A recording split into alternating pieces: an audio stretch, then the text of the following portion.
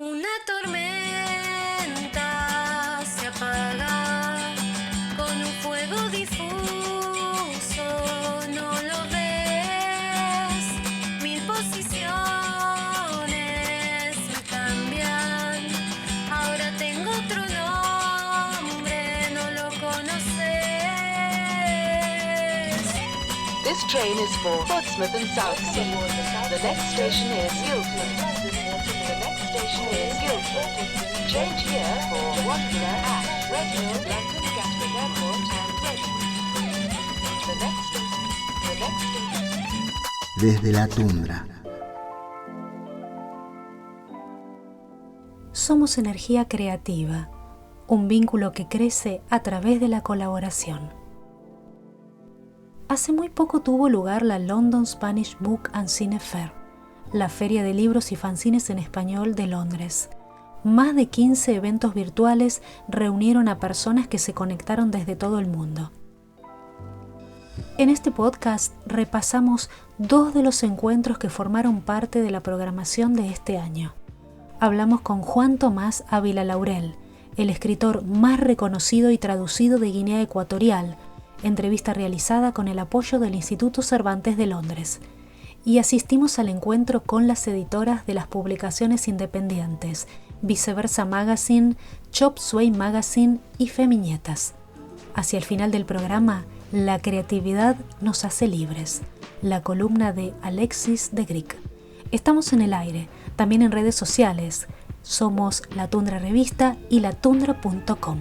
Agradecemos el apoyo del Arts Council England en la realización de este podcast. Soy Silvia de Metila y les doy la bienvenida a Desde la Tundra. You can listen to this program with subtitles in English on our YouTube channel. Marea, envuélvenos. Despacio, los oídos se nos tapan de amor. Sobreviviremos.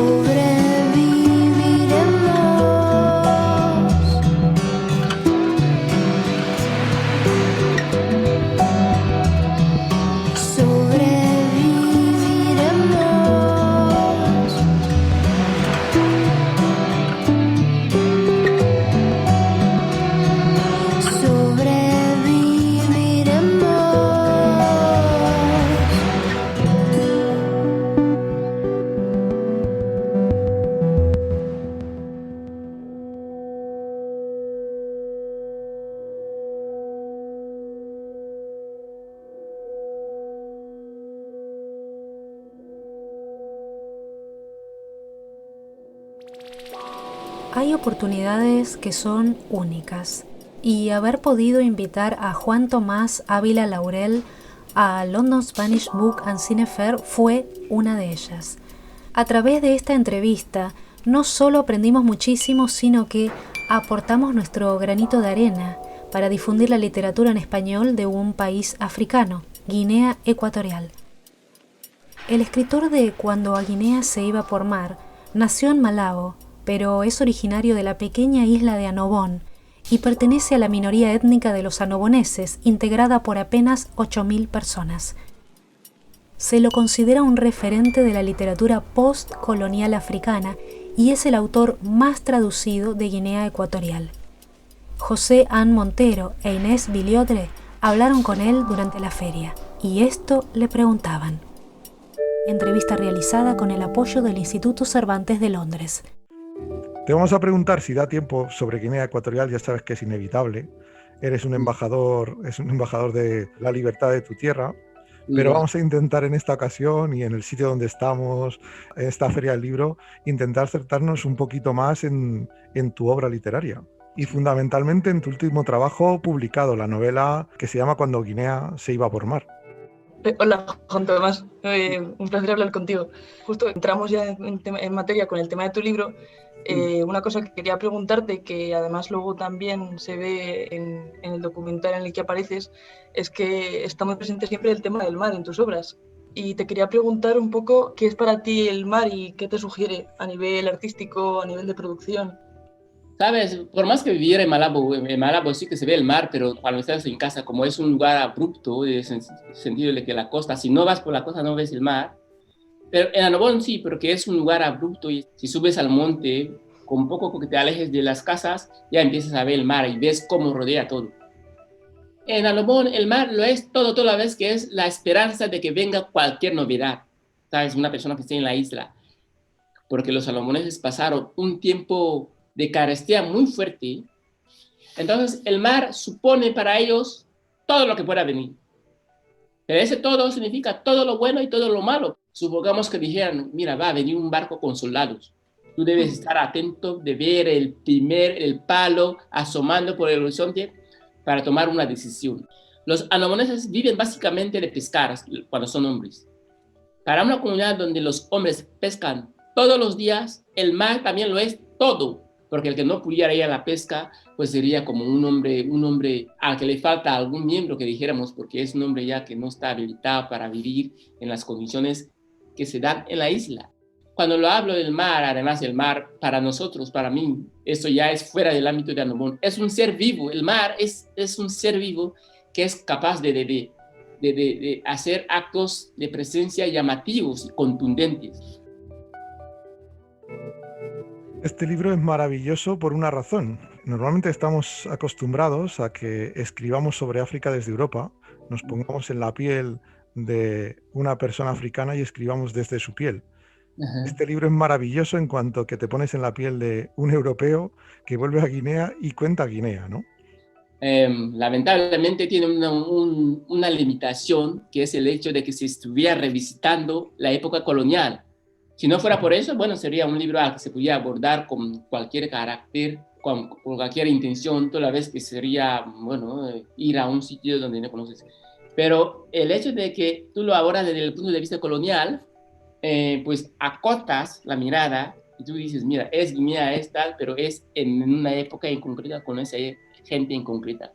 Entonces, el libro, cuando a Guinea se iba por mar, efectivamente es un esfuerzo muy importante de rememorar o sacar al público recuerdos o intuiciones, porque como está diciendo un señor que ha hecho una reseña, no tengo la edad para haber vivido, para conocer las cosas de la colonia, pero sabes, hay archivos sobre lo que decían los misioneros, que son los que casi lo llevaron todo a cabo, y lo que crees que pudo haber ocurrido. Así que el libro es como también te pone a prueba, ¿no? Porque no vas a escribir sobre la colonia y decir cualquier cosa, sobre todo cuando se supone que debes conocer el sitio del que escribes.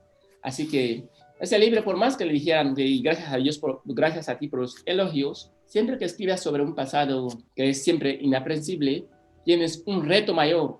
Ojalá muchos lo lean más y llegue a más gente que pueda conocer qué fue de aquella Guinea y tenga una pista de lo que está haciendo Guinea actualmente. Sí, porque en realidad es como una puerta a la geografía y a la historia de Guinea, ¿no? Cada capítulo pasa en una región concreta. Me gustaría leerte alguna cita que me parece de reflexión, ¿no? Cuando dice, la paradoja que se vivió en este mundo fue que se abominó públicamente de la esclavitud, pero como recompensa se metieron en África y empezaron la verdadera explotación. La historia está llena de paradojas. Si hubiéramos hablado tanto de la colonización, pues podríamos estar hablando todavía ahora y empezar a comparar qué pasa con lo que se hizo de la colonización y los africanos que salen de África, ¿sabes? Porque forman parte del mismo juego, de que algunos se mueven y por qué se mueven, qué es lo que llevan en su mochila cuando se mueven, qué dicen cuando llegan al destino, etcétera, etcétera. El libro también sería como un homenaje a Guinea Ecuatorial, porque el hecho de que tú abordes la narrativa de los diferentes puntos geográficos permites que la colonización se vea desde estos ángulos tan distintos y tan llamativos, porque son muy diferentes entre sí. Ojalá los entendidos en esas cuestiones sepan encontrar los elementos de realce o de que se pueda valorar de ese libro, que supongo, fíjense que ese libro lo escribí en 2007 y se está leyendo ahora. Quiere decir que esto sería algo que diría aparte. Yo digo a los escritores, escribid siempre, porque si lo haces, es la única manera de ir mejorando en tu quehacer, en tus actividades, en tu tarea de escribir, porque el mundo es muy complejo y el recuerdo que tengas de lo hecho siempre te va a servir. Estaba recorriendo la revista El Patio, que es una revista que publicaba el Centro Cultural Hispano-Guineano, que se dejó de publicar a principios de los 2000, y había un número especial en el que tú salías, el número 5, en el que tú eras todavía, no sé cuántos años tenías en ese número, igual 19 o 18 tal vez, en el que hablaba sobre que hay una generación de escritores ecuatoguineanos en los 60 que podrían haber sido totalmente del mismo nivel, o sea, a nivel de las letras hispánicas, solamente por el nivel intelectual que tenían. ¿Tú crees que se está recuperando ese sustrato de intelectuales ecuatoguineanos? ¿Se ha podido recuperar esas voces de la dictadura? Lo que tenemos que saber es que hay cosas que no se van a recuperar, toda vez que las personas que escribieron un poquito después de la colonización o durante la época de Obiang, cuando empezó el gobierno de Obiang, como son Juan Balboa o María Ansui, o una persona a la que lo vimos todavía vivo, que es el que escribió la primera novela de Guinea Ecuatorial, que se titula Cuando los Comes luchaban, ¿no? Se llama Evita. Pues, sí. Si no fuera por la cortísima esperanza de vida de Guinea, de la zona africana donde estamos, estarían vivas. Pero Juan Balboa murió, María Ansui murió y ese hombre también murió. Se puede recuperar en el sentido de que sus obras estén ahí, pero ¿sabes? Necesitamos algo que no hubo, que es que en un tiempo se hubiera estado hablando mucho de ellos para que eso quede prendido en las siguientes generaciones, ¿saben? Como Guinea Ecuatorial no es un lugar donde abundan los centros donde se conservan los libros, posiblemente muchos no lo vayan a ver jamás. Y como tampoco hay, que dijéramos, abundan los esfuerzos editoriales para rescatar esos trabajos, lo más probable es que efectivamente los jóvenes, más jóvenes que nosotros, no lo vean. Está bien que se les mencione y que eso sirva para ellos como si tuvieran un intento de recuperar un tiempo que se quemó. Cuando alguien sabe que hubo un incendio, si es una persona de buen corazón o que es una persona de buen espíritu, tiene que entender que se debería hacer un esfuerzo para al menos enfriar este lugar quemado. Y la manera de hacerlo es saber que posiblemente no podamos volver atrás para tener presente estos autores, ni siquiera sus obras, pero vamos a decir que fueron un intento, ¿sabes? Hace poco me preguntaron qué es lo que creía de la generación de ahora, que estaba lo que escriben, y yo dije que en realidad Los jóvenes, mucho más jóvenes que yo, que escriben ahora en Guinea, que empiezan con sus poesías y se reúnen y a veces reciten poesías, e incluso algunos que ya tienen un libro, yo diría que son la primera generación de escritores de Guinea Ecuatorial. ¿Por qué? Y le dije, porque los que fueron antes, los Juan Balboa o los Donato Ondón, escribieron como una reacción al hecho colonial. Estaban escribiendo diciendo que, mira, nosotros también podemos escribir. Para que la gente esa que está diciendo que somos ineptos, no sabemos, solamente podemos hacer trabajos manuales, vean que sí que podemos.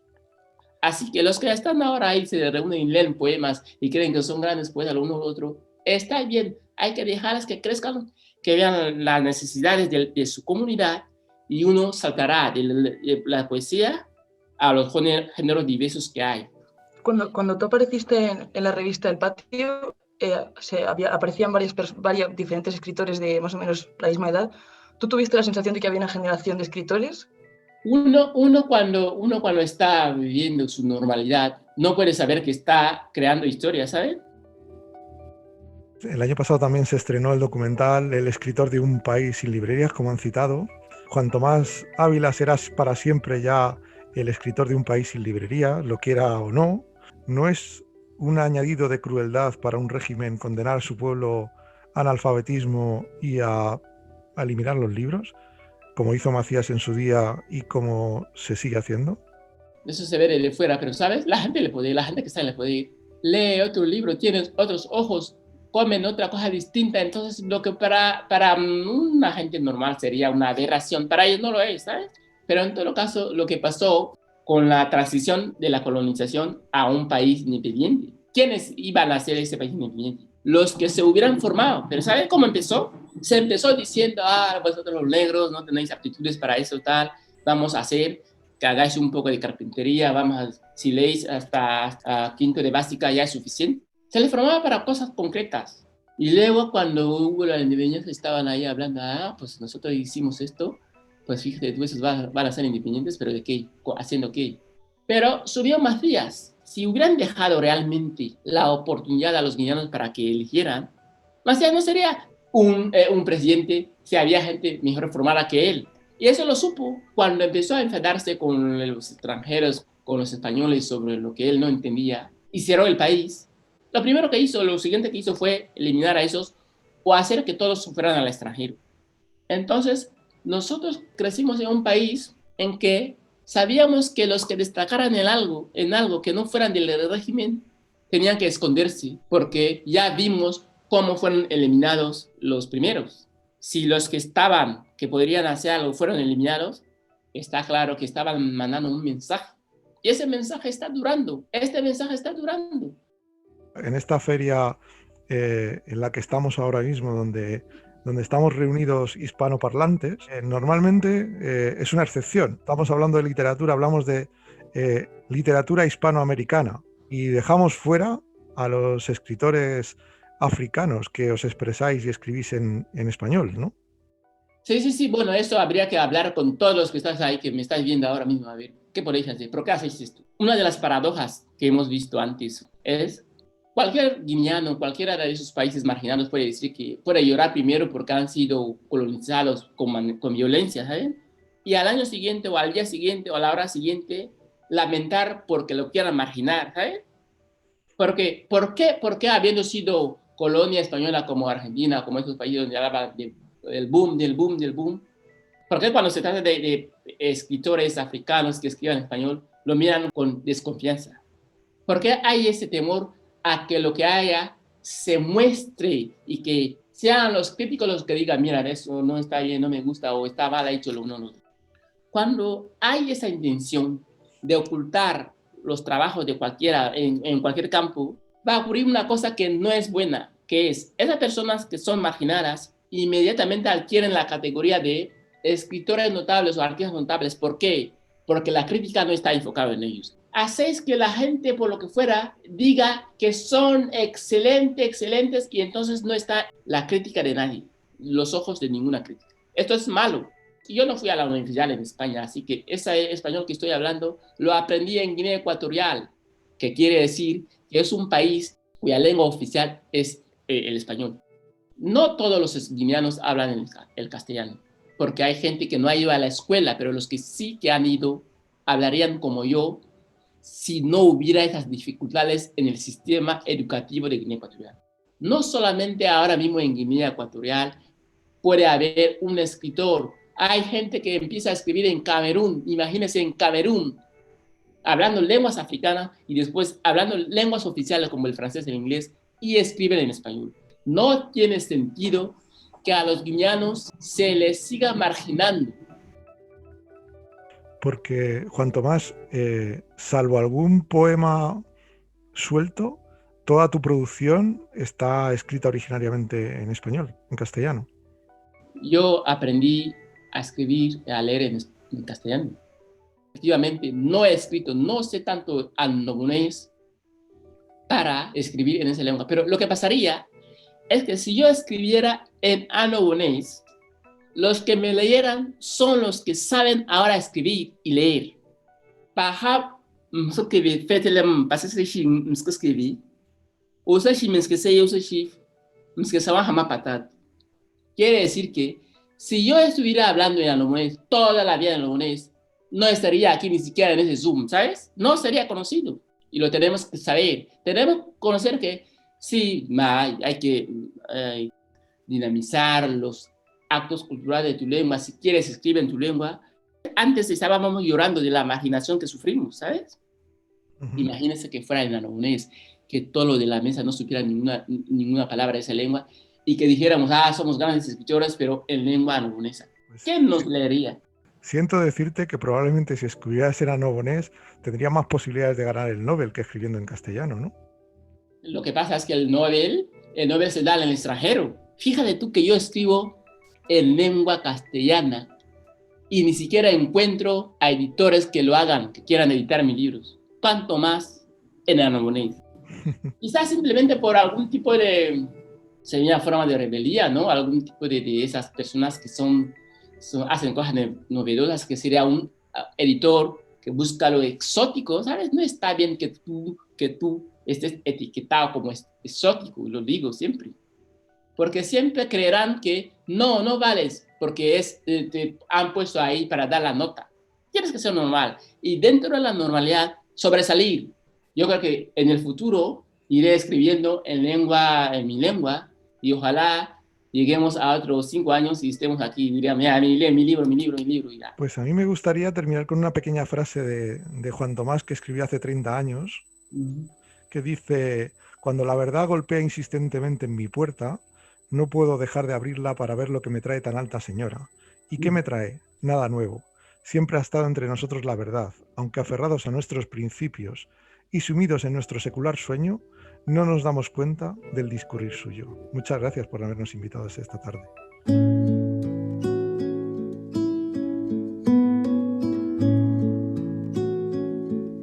Sus pupilas temblorosas, su cuerpo suplicante, su boca carnosa no me hará beber más, sus besos hechizantes. Él se fue para siempre, un pájaro se lo llevó, solo quedan cenizas de su confuso amor.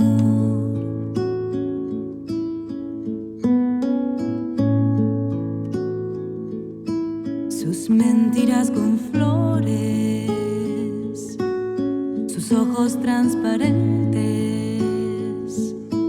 incógnita furiosa, tranquila en tu puesto, tu risa filosa, es sangre lo que quiere, y te fuiste para siempre, un pájaro te llevó, solo quedan cenizas de tu confuso amor. Él se fue para siempre, un pájaro se lo llevó.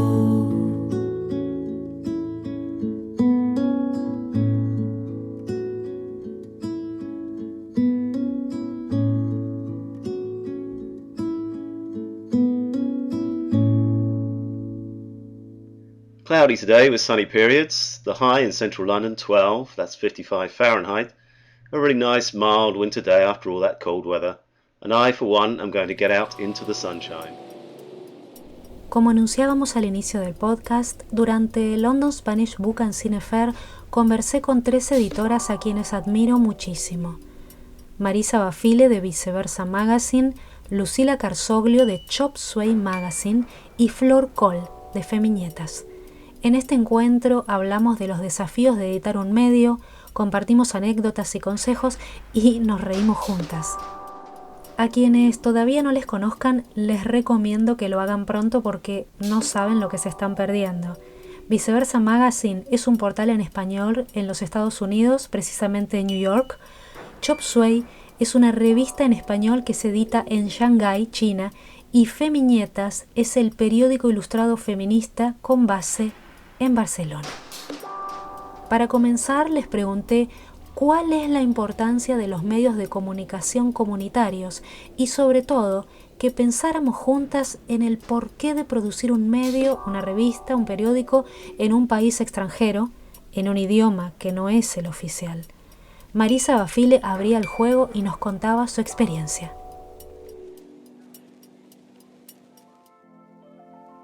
Yo puedo decir que yo crecí dentro de un medio comunitario porque La Voce de Italia lo fundó mi papá en Venezuela en 1950 y era un periódico dirigido a los italianos que llegaban a Venezuela. Pude ver en muchas ocasiones que una comunidad sin un medio de comunicación es una comunidad muda, una comunidad que no tiene memoria, una comunidad que no tiene una historia personal. Y eso vale también ahora, aunque en este momento podamos llegar a través de lo online a ver muchísimos medios que se editan en los países de origen, no es lo mismo, porque un medio étnico habla de esa comunidad, se refiere a esa comunidad. Y es un medio que permite una integración en el nuevo país y no la asimilación que sería inevitable si no hay nada que te recuerde tus raíces. Así que yo creo que son sumamente importantes. Lucila. Sí, en el caso de nuestra revista, digamos, y nuestra experiencia que sucede, o sea, que tenemos como nuestra base en China, y que la revista trabaja sobre temas vinculados con China en español, a nosotros lo que nos parecía era que, o sea, en el momento de crear el medio, nuestro desafío era poder generar información y poder como dar cuenta de esa experiencia que tenemos al llegar a China en una lengua que prácticamente no se habla, digamos. Todos los hispanohablantes solemos estar como muy desperdigados del idioma, y en el inglés, como que al final la tradición, o sea, el mundo anglosajón tiene mucha mayor tradición en vinculación y en relaciones con China. Entonces al momento de buscar información, de acercarte a grupos, de tener diferentes sociabilidades, siempre te lleva al inglés, y al que sabe chino, obviamente al chino. Y en ese sentido la revista venía un poco a tratar de ensayar un poco respuestas y experiencias que tenemos los que estamos allá. China es un mundo muy, muy diferente al que estamos acostumbrados, podría decir en Occidente, pero sobre todo en los países de habla hispana, y empezar a tratar de acercarnos a ese mundo desde nuestra propia lengua y tratar de investigar y entender un poco qué es lo que pasa en ese ambiente en el que vivimos y de los que muchos no entienden, digamos. Y me refiero a la lengua, ¿no? Hay muchas personas que viven en China que no hablan chino, entonces surge desde ahí. Creo que la revista es importante en el sentido en que va generando una especie de comunidad, o de al menos de un punto de referencia, donde no solo encontrar información o, digamos, otros tipos de contenidos, sino también gente que hable en español. Bueno, y en el caso de Feminietas, arrancó como un poco de delirio, yo siempre digo, porque venía investigando para el máster que vine a hacer en 2017 a Barcelona, el cruce de los feminismos y la mayor cantidad de visibilidad, porque no era nuevo la producción de cómics y de fanzines que venían haciendo muchas mujeres y de identidades feminizadas en Argentina y en España particularmente, lugares donde me estaba moviendo en ese momento. Así que, bueno, mi investigación se versó por esos caminos y se me ocurrió como modo de complementar esa investigación, donde participaron alrededor de 70 ilustradoras de ambas orillas, desde Maitena, pasando por María Luque, Jazmín Varela, muchísimas que tienen entre 20 y 60 años aproximadamente. Había muchas generaciones cruzándose ahí y me entusiasmaba como amante del cómic y demás, dar cuenta de este fenómeno que además, como decía, tenía muchísima más visibilidad, producto también de las redes sociales y de la participación activa en los escenarios públicos también, en las calles, al fervor de la lucha de mujeres y disidencias en estos distintos lugares, y hacer este cruce de medio de comunicación, si bien es comunitario, autogestivo, interdependiente, era un poco, bueno, acompañar un periódico, que siempre fue una idea por amar el periodismo, ser una enamorada del formato de tabloide, digamos, y darle una vuelta a esta disputa de los sentidos que bueno, en un momento nos empezamos a proponer, digo en plural porque Feminietas es interdependiente, no sería nada, por más que yo la empuje, lleve el carro, no sería nada sin este cruce de ilustradoras, diseñadoras, escritoras, periodistas que hacen posible este medio colaborativo que lleva 2 años y que, bueno, que intenta esto, mechar con una mirada crítica, desde el humor. Había conocido una experiencia que se hizo hace unos cuantos años en Perú, de un periódico que no tenía perspectiva de género, era realizado por 2 varones, 2 periodistas cronistas que me gustan mucho, se llamaba Cometa, y tuvo, si mal no recuerdo, 2 o 3 números, salió como periódico, como revista cultural, y a mí me gustaba siempre la idea de darle la posibilidad a hacer un periódico, con esta suerte, como lo denominó una amiga Sonia Tesa, en las 12, un periódico transoceánico. Así que bueno, un poco fuimos encontrándole la identidad y la seguimos encontrando, porque también está esa búsqueda y aprendizaje constante. Y aprendizaje constante, que es lo que me motiva a mí de continuarlo, a pesar de las desavenencias económicas, coyunturales, políticas, sociales, que a veces bueno, se complica un poco, pero seguimos adelante. Hoy hablamos de medios y bueno, un poco ya lo dijiste vos, Flor, pero no podemos dejar de pensar en una editorial que no tenga una perspectiva de género, de inclusión, diversidad. Yo les quiero preguntar entonces, ¿existe una diferencia entre medios dirigidos, en este caso por mujeres? No necesariamente, o sea, tampoco se puede decir que todas las mujeres son así, todos los hombres son así, no.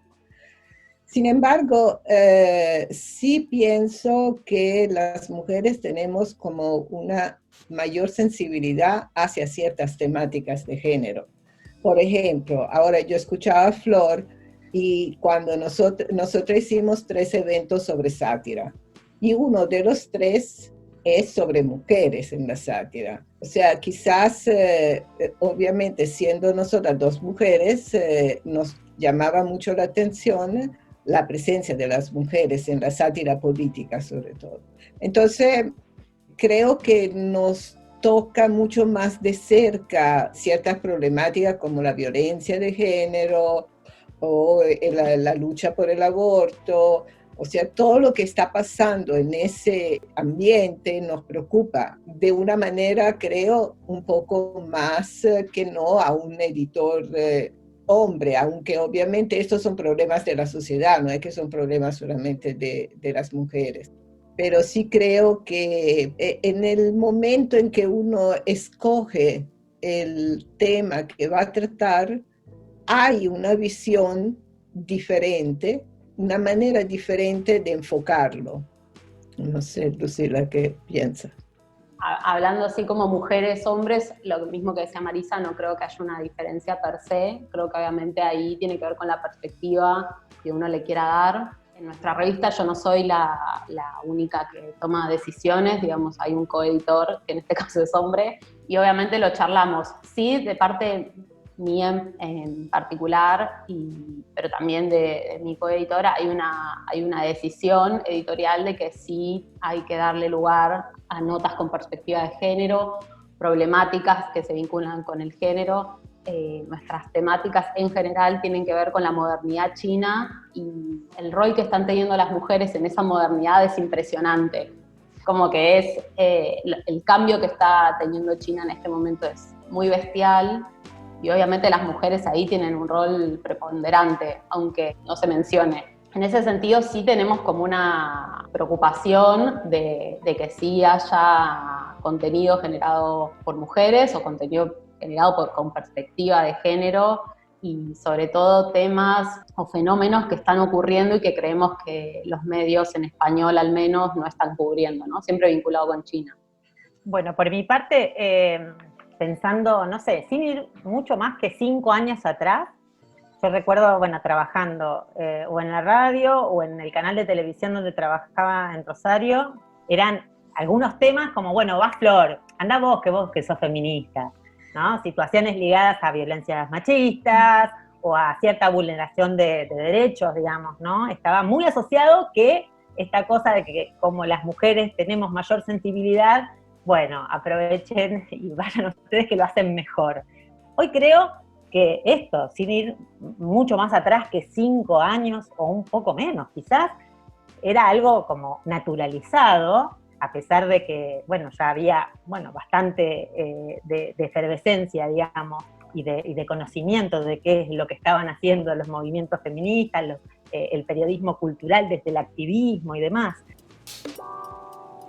Y a mí me gustaría preguntarles qué tan importante fue encontrar un nicho para sus publicaciones, porque todas tienen un nicho.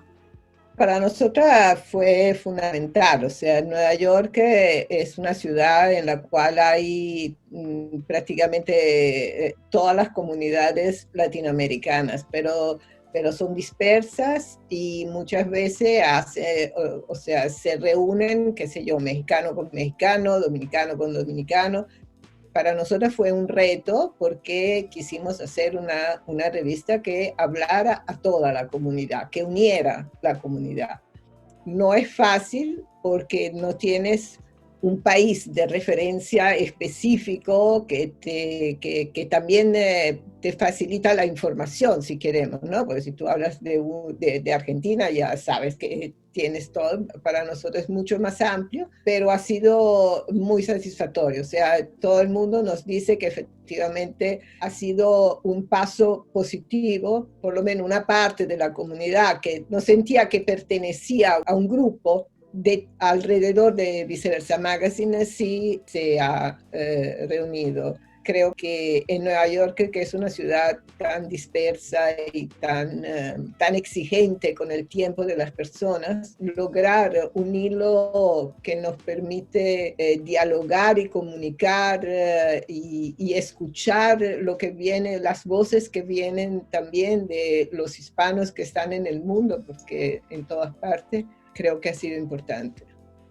En el caso de la Chop Suey fue muy importante porque, digamos, somos como un doble nicho, porque, bueno, hablamos en español, que en China claramente es algo como muy de nicho, y además hablamos de China. Sí, también. Bueno, estoy en España, pero estoy en Cataluña, y ustedes sabrán que hay desde hace unos cuantos años una cantidad de leyes que fomentan la lengua catalana, así que en mi caso incluí algunas ilustradoras que cuentan sus historias, escriben sus viñetas, dibujan con la lengua catalana. A veces pienso que es algo que todavía tengo que terminar de trabajar, porque a la hora de pedir algún subsidio y demás, es un impedimento hoy no tener la lengua catalana y estar en Barcelona, digamos. Igual, para mí, la lengua es el castellano, porque la mayor cantidad de personas que se suman a Feminietas en esta suerte de comunidad hablan principalmente castellano, ya sea algunas que están en Puerto Rico, incluso en Estados Unidos, Cuba, en México, lugares de donde provienen nuestras colaboradoras es de allí. Quiero verte. How long you've been buscando something like this, tastes like gold. What have you been pensando? You can't Google this, there's no code.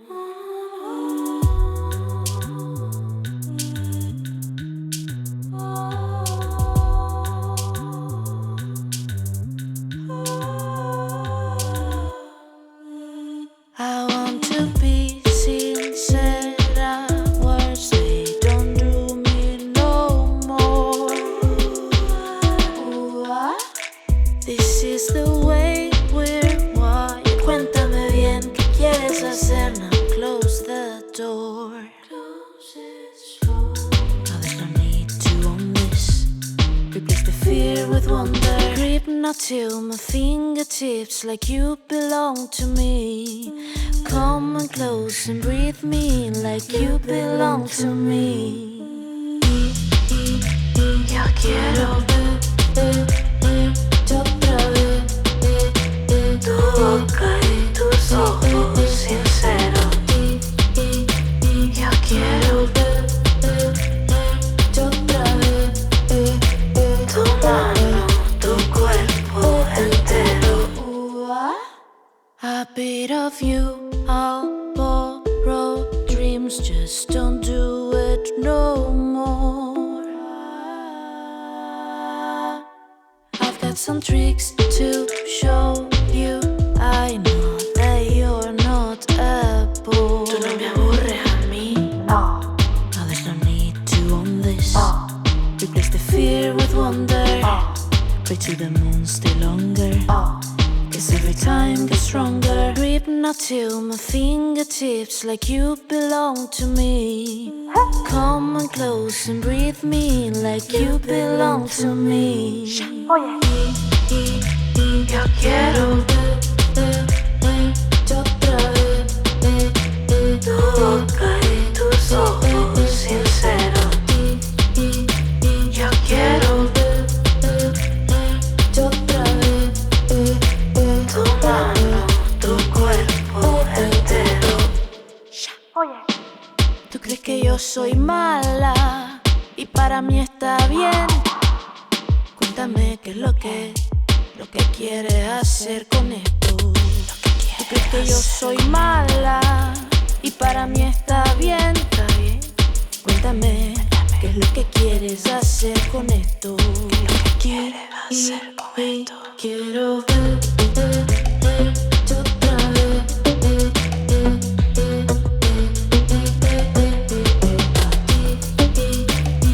Quiero verte otra vez.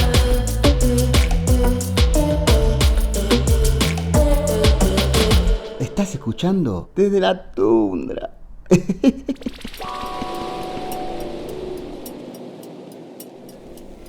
Seguimos conversando con Marisa Bafile, Lucila Carzoglio y Flor Col, editoras de Viceversa Magazine, Chop Suey Magazine y Feminietas, en lo que dimos por llamar la revolución de las indie magazines, una tendencia, palabra que realmente no me gusta, pero que creció en la última década. Durante el encuentro muchas personas pidieron consejos acerca de cómo empezar una publicación independiente. Por mi parte, me quise acordar de todo lo que me hubiera gustado que me dijeran cuando comencé con la Tundra Revista. Entre todas respondimos apasionadamente y ya van a ver por qué se los digo. Yo los consejos que, muy humildemente, porque uno sigue aprendiendo, ¿no? Que hay que tener las ideas bien claras de lo que se quiere hacer, de cuál es el público al que quieres llegar y estar conscientes de que es un trabajo arduo, es un trabajo realmente muy difícil y si quieres que se mantenga en el tiempo, tienes que estar consciente de eso y asumirlo. y también saber que es un trabajo que prácticamente casi no se gana nada, entonces eso lo hace todavía más difícil. Querer hacer algo de calidad, o sea, lo mejor posible, de ponerle el corazón para que salga lo mejor posible. Creo que como consejo también muy humilde, porque uno, como dice Marisa, está aprendiendo todo el tiempo y todo el tiempo se replantea y reflexiona y se equivoca. Sí es tener como claro sobre qué querés hacer tus medios, o sea, sobre qué querés hablar y que sobre todo te entusiasme mucho, porque si no te entusiasma, tal cual, es mucho trabajo y a veces es ingrato, porque obvio no hay un rédito económico, muchas de las cosas que uno hace no se ven. Entonces, sí o sí tiene que haber entusiasmo, o sea, que el tema que vos estés trabajando, como que creas realmente en tu proyecto, en tus temas, en la necesidad de que eso exista, porque de eso se retroalimenta, digamos, todo el tiempo lo que uno hace, de apuntar a un público, de buscar recursos, pero sobre todo que eso que se haga genere mucho entusiasmo. Sí, coincido con Marisa y con Lucila, por supuesto, y creo que seguramente con Silvia, que ese es el principal motor. Si no está eso, no hay nada. Pero sí me hubiese encantado haber tenido un poco antes la confianza de que a lo mejor, no sé, había tantos borradores dando vuelta en esos proyectos que uno fue dejando, y había que animarse. No me arrepiento de no haberlos hecho, pero en un punto siempre hay tiempo sobre la marcha de enderezar, de ver para dónde hay que ajustar, hay que ver, no sé, pero si está lo principal, que es la motivación, la pasión, el amor hacia lo que estás construyendo, que digo, siempre es con otras personas, siempre hay alguien que te tira alguna idea, que sugiere, que avanza con eso, ese acompañamiento que hace que eso pueda seguir, y sobre todo eso, en un momento cerrar los borradores y hacerlo, que después los ajustes y las mejoras y los errores y demás van a ir saliendo cada vez mejor, y eso está bueno verlo después en el tiempo. A pesar de que económicamente sea muy difícil, que haya leyes de fomento. Hace poco se presentó un proyecto de ley de fomento de proyectos autogestivos, de periodismo cultural, gráfico y digital. Es importante que nosotras visibilicemos esto y que, bueno, que haya también un ánimo desde el Estado, desde la cultura, desde las producciones, porque es necesario. En este momento donde tanto se habla de la libertad de expresión y demás, que estos espacios vivan, latan y sigan existiendo, sobre todo cuando hay tanto por decir y por contar y destacar, ¿no? Sí, yo coincido, bueno, con todas ustedes, porque realmente creo que una de las cosas más importantes que sostiene a estos proyectos es una gran pasión que tenés que sentir en todo momento, tenés que amar al medio al que estás editando, nutriéndolo todo el tiempo, queriéndolo, porque lo tenés que amar muchísimo. Es un hijo, una hija. Llega un momento en el que esa pasión es tan grande, a veces para otras personas hasta desmedida, porque vos hablás y respirás, bueno, en mi caso hablé y respiré la tundra y lo sigo haciendo, y en el caso de ustedes también, entonces me imagino que entienden de lo que estoy hablando realmente. También tenés que en algunos momentos parar y evaluar, no es fácil, ser objetiva, salirte del lugar donde estás y mirarlo desde afuera a veces. Bueno, me encantó haber charlado con ustedes, espero que lo hayan pasado muy bien, que se repita en algún momento el encuentro. Gracias. Gracias por la organización y por todos los que asistieron. Gracias, Silvia, y a todas las personas que estuvieron acá participando, placer.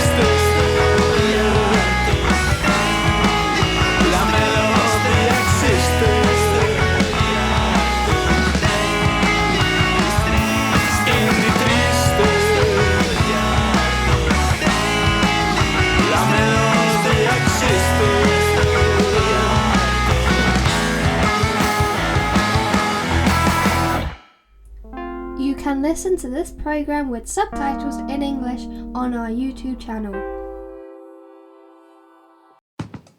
Y ahora, ¿qué es lo que sigue?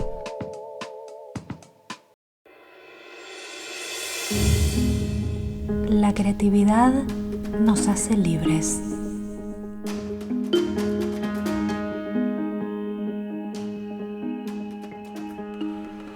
Cuando me doy cuenta, abandono la resistencia. Se resiste mi pensar por un montón de explicaciones mentales, teorías basadas en lo que pasó ayer y lo que podía haber sido, la sucesión de eventos, causas y efectos. Sin esperármelo, me doy cuenta, me descubro al principio con una calma consuelo pensando, ya lo aprendí, mañana lo haré así. Y de pronto respiro y me doy cuenta de que esa es otra forma de salirme de este momento que vivo. Tan delicada es la atención plena al instante presente. Al respirar a ojos cerrados, mi cuerpo se libera como de lazos energéticos, de resistencia. Estoy acá, en la opción que, incluso pudiendo creerla equivocada, es la opción. Aquí y ahora. Estoy respirando en el centro de mi existencia, donde es como es. Es un repentino oleaje energético la sensación maravillosa de desatarme de lazos de resistencia, de unirme a lo que es, sin pretender que la experiencia sea distinta para que me dé a cambio algo esperado. Cuánto profundo respeto nace de abrirnos a la opción de experimentar la experiencia, que por novedosa se vuelve imposible de juzgar.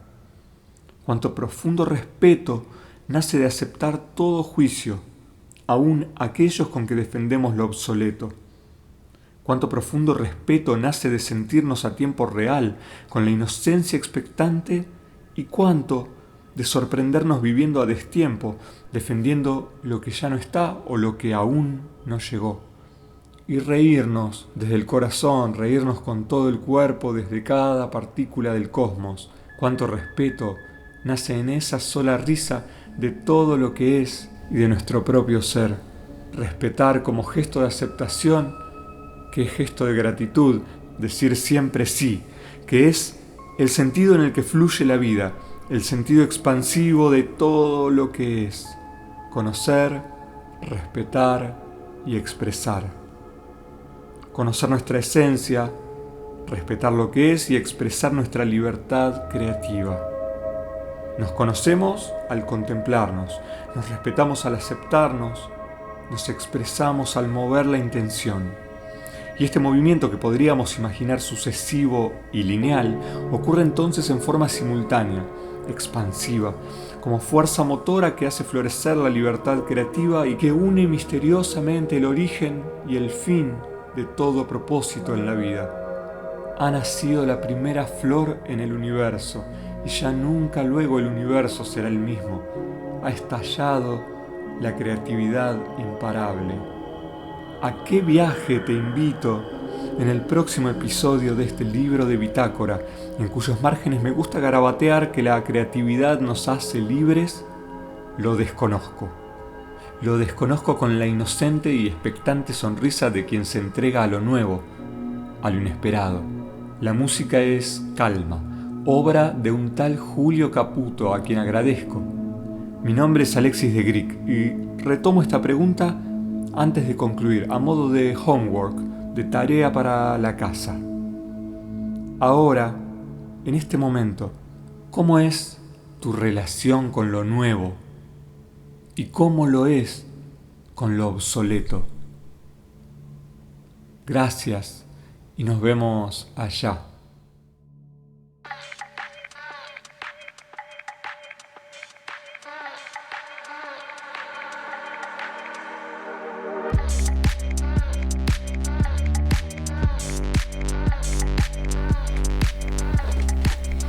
Estamos llegando al final del podcast y estos son los créditos. Las canciones que pasaron por Desde la Tundra: Agustina Bécares, Sobreviviremos, nuestra querida Corina Piatti con Pájaro, Pao Pestana, Quiero Verte y Naranja con Indies Tristes. Gracias. En la intro, Florencia Toledo. y en locución, Hernán Cáceres. Las maravillosas ilustraciones son de Ana Olivera, Lazuli. Le quiero agradecer a Radio Heterogénea de Córdoba por hacernos un espacio. Salimos en la radio los jueves a las 5 p.m. Argentina. Si se quedaron con ganas de más, nos encuentran en latundra.com y La Tundra Revista en redes sociales. Me despido por ahora deseándoles buena vida y creatividad para compartir. Hasta la próxima.